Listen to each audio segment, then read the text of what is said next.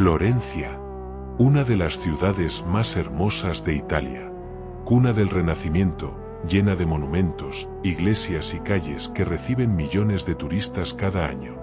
Pero a pocos kilómetros de sus zonas más conocidas, se encuentran caminos rurales, bosques y pequeñas carreteras donde, durante casi 2 décadas, ocurrió algo completamente aterrador. Entre 1968 y 1985, 16 personas fueron asesinadas. En la mayoría de los casos eran parejas jóvenes que se habían apartado en sus vehículos para pasar un momento a solas. Y había algo que hacía que aquellos crímenes fueran todavía más inquietantes. El asesino parecía conocer muy bien los lugares donde atacaba. Utilizaba una pistola Beretta calibre 22. Y después de algunos de los asesinatos, realizaba mutilaciones sobre los cuerpos de las mujeres. Durante años, la policía buscó respuestas. Hubo sospechosos. Hubo arrestos. Hubo condenas. Incluso hubo personas que aseguraron haber participado en los asesinatos. El monstruo de Florencia.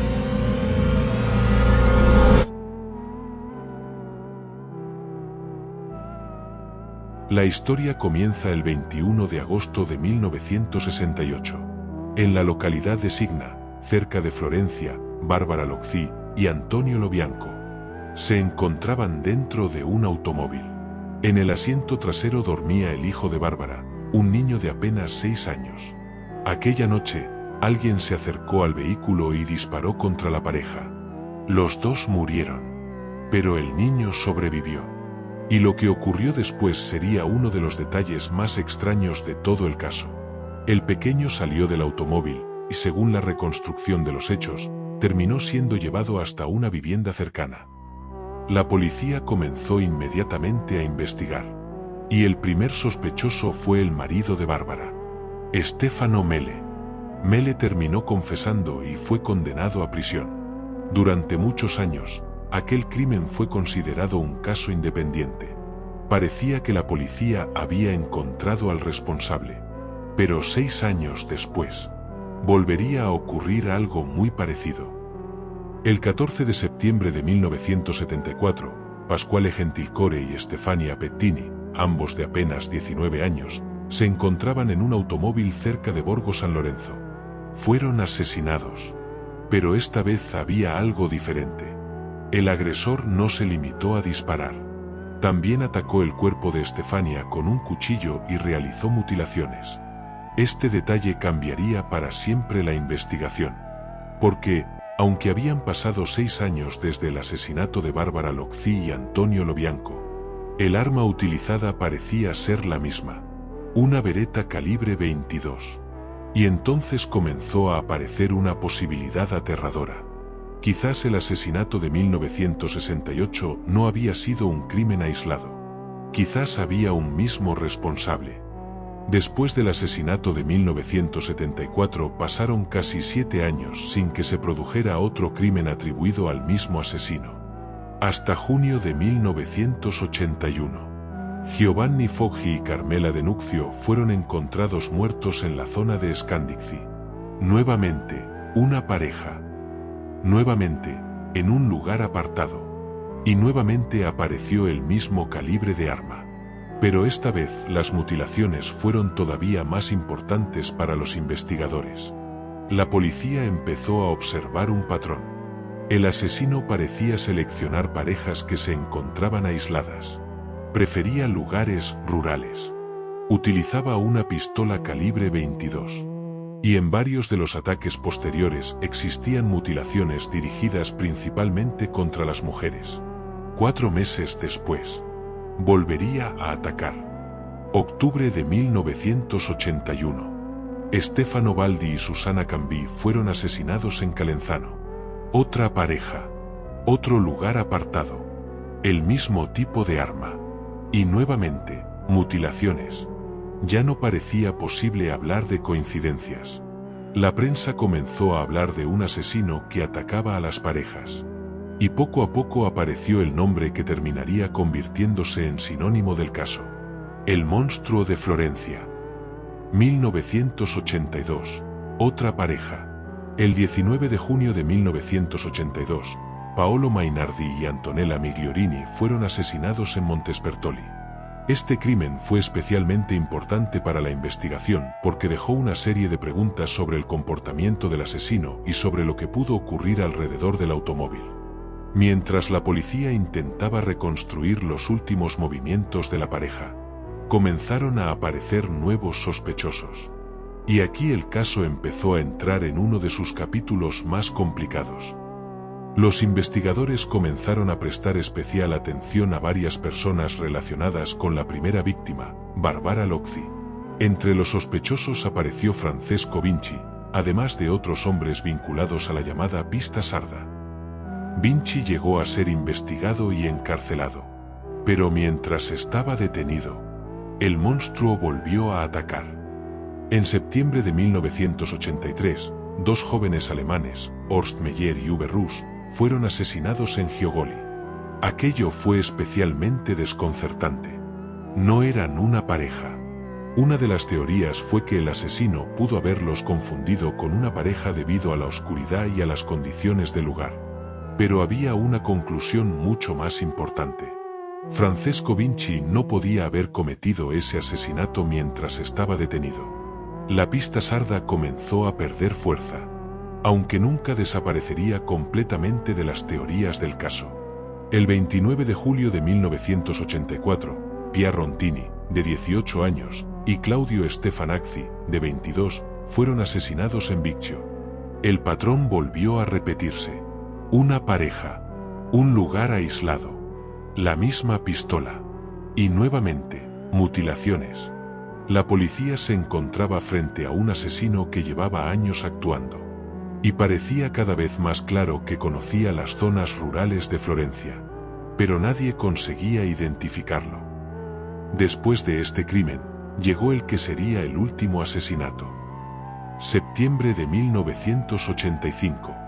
Nadine Mauriot y Jean-Michel Craveichvili eran una pareja francesa que se encontraba en una zona conocida como Scopetti. Aquella noche fueron atacados. Los dos fueron asesinados. Y después ocurrió algo que hizo que el caso adquiriera una dimensión todavía más inquietante. Una parte del cuerpo de Nadine fue enviada posteriormente por correo a la fiscal Silvia Della Monica.